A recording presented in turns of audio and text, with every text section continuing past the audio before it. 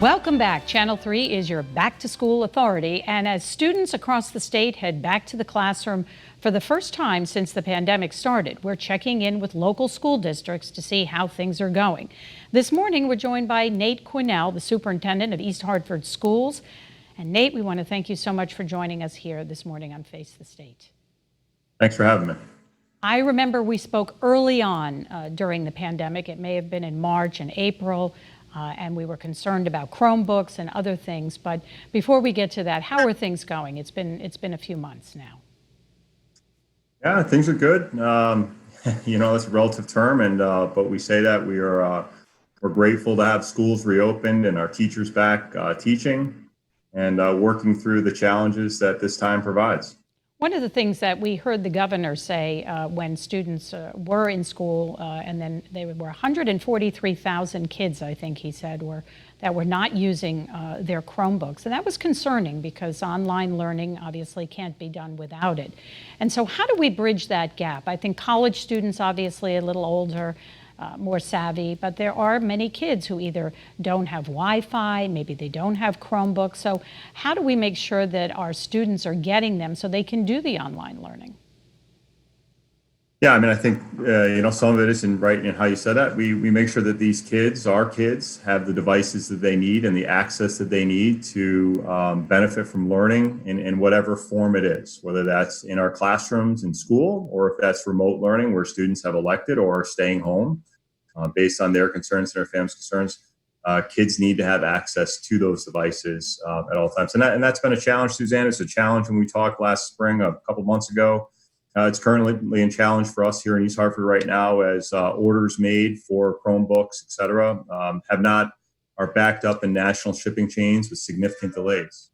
But, again, this is where educators are problem solving and working hard and working with families and with an end in sight of a device being in kids' hands. I remember early on some of the cable companies were offering to provide Wi-Fi. Are they still doing that, and do students have Wi-Fi? Yeah, so those offers that we've talked about before of 3 months, 6 months memberships, low cost free or low cost reduced memberships, those are still in effect.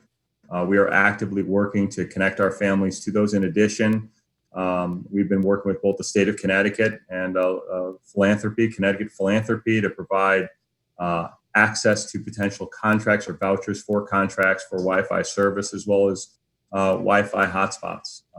But I think these problems are solved in sequences. And sequence one is students need devices in their hands. Wi-Fi access without device doesn't get you much. Parents are so much a part of every learning experience for their child, but I would imagine now the pressure really is on a lot of parents because either they're working from home, but they may not be able to devote that much time to their kids for learning, or they're back to work and out of the house. Are efforts underway to work with parents to try to help them through this, because now they have an even greater responsibility because they have a greater involvement? Yeah, I mean, I think as we learned last spring through the final quarter for the really essentially the past 6 months, is I think we all really can respect and understand the role of a teacher, and teaching is hard work, and teaching your own children at home why you have to work is very, very difficult. And for us here in East Hartford, we've been working hard to try to number one, make sure we're connecting with families so they can understand what's going on, trying as much as possible to provide, whether it's on-demand learning or professional development, for them to use the technology, for them to have build strong communications with teachers, et cetera. And then number three, and I think this is the unspoken one, but the really important one, we need our families to understand that we get where they are, we appreciate where they are, and their frustration, their agitation in the moment, we want to work through together. And at no time has this idea of being a learning team, of being a family, a school home family, been more important.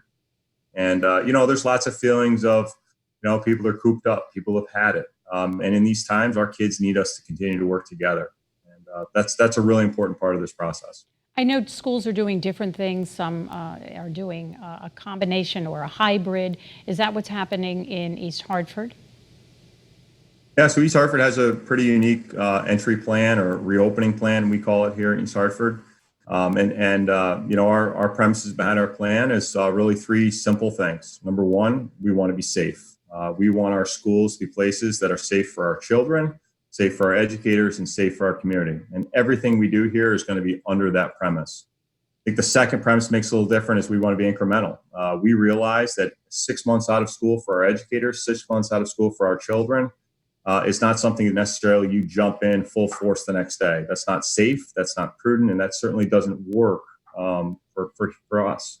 And the last piece is adaptive. So in East Hartford, we started our first 2 weeks. Right now, where all of our learners are onboarding remotely.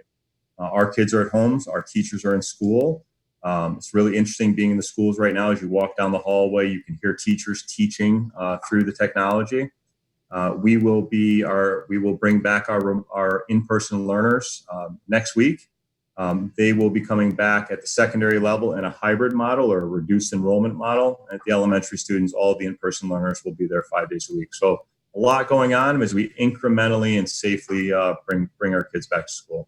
So different. How would you describe the mood of teachers? I know early on many were very concerned about going back to the classrooms, back to the school building. How are they doing now? And do you feel that they feel a little bit more comfortable with some of these changes?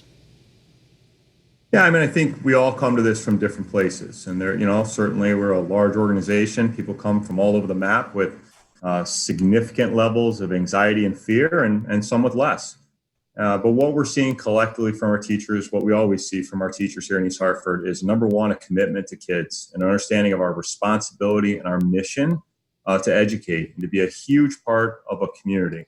And we're seeing teachers just doing fearless things, innovative things, being willing to be flexible, being willing to work with us as we figure things out. We've talked a lot about that this is not going to be a straight line. This is going to be one of those lines that moves up and down. And our goal is to keep our schools open. Our goal is to keep our educators in our schools. Our goal is to bring as many kids as we can into our schools in a way that's safe to do it. And I'm just beyond proud with the effort that I'm seeing from our educators as we work together.